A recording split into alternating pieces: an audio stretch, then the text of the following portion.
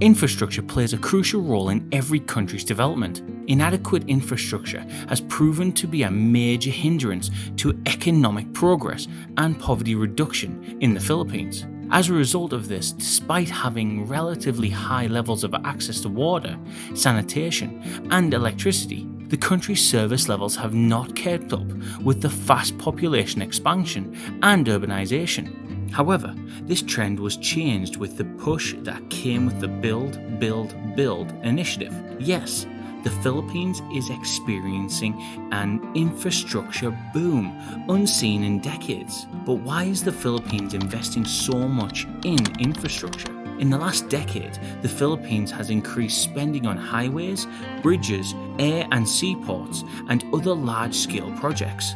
These public infrastructure investments have resulted in an increase from 3% of GDP of an average between 2011 and 2016 to over 6% in 2021. These huge projects are mainly focusing on the transportation, water resources, and energy sector to overcome key bottlenecks. When completed, these projects are expected to have a significant impact on the Philippine economy and everyday lives of people. For instance, better transportation will assist farmers in getting their products to market easily and increase rural income. Improvements in the quality of infrastructure services in general will also lower the cost of doing business, which will attract more investment and boost productivity across the country. There has already been a major increase in private investment in the Philippines, which is expected to keep rising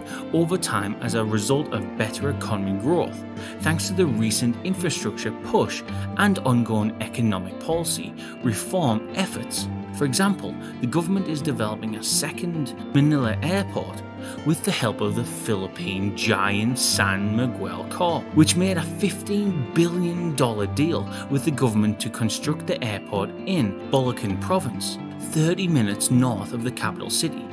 The international airport being built by the private company is capable of handling up to 200 million people per year.